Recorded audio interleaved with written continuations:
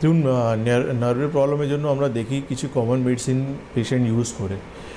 যে ধরনের নার্ভের প্রবলেম সেখানে কিন্তু সেই কিছু কমন মেডিসিন ইউজ করার পর পেশেন্ট দেখি আলটিমেটলি ফেলিয়ার হচ্ছে।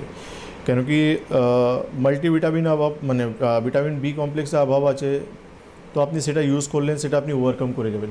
কিন্তু একটা পেশেন্টে আমরা যখন দেখি যে অন্য কোনো কারণের জন্য যখন ড্যামেজ হচ্ছে নার্ভ, সেখানে কিন্তু সেই ওষুধটা কাজ করবে না, বা অন্য পেন কিলার কিন্তু সেই জায়গায় কাজ করবে না। তো সেই রকম আয়ুর্বেদে আজকে আমরা যে ট্রিটমেন্টগুলো করছি, সেই ট্রিটমেন্টে আমরা পেশেন্টকে সাকসেস দিতে পারছি, কারণ একটা রয়েছে যে যেমন রোগ তেমন ট্রিটমেন্ট রয়েছে।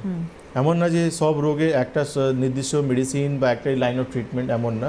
যেমন রোগ রয়েছে তেমন কিছু মেডিসিন সেই রয়েছে। অনুসারে মেডিসিন। এক্স্যাক্টলি, মেডিসিন রয়েছে অ্যান্ড পঞ্চকর্মা থেরাপি রয়েছে, যার মারফতে কিন্তু পেশেন্টকে আমরা পুরোপুরি এই নিউরোপ্যাথি থেকে বার করে নিয়ে আসতে পারছি। কেন আমরা ম্যাক্সিমাম কেসে দেখি যে নিউরোপ্যাথি পেশেন্টরা খুব কমন একটা কিছুদিন মেডিসিন খাওয়ার পর অপারেশন একটা সাজেশন পেয়ে যায় যে অপারেশন আপনাকে করতে হবে, নাহলে আপনি এখান থেকে বেরিয়ে আসতে পারবেন না।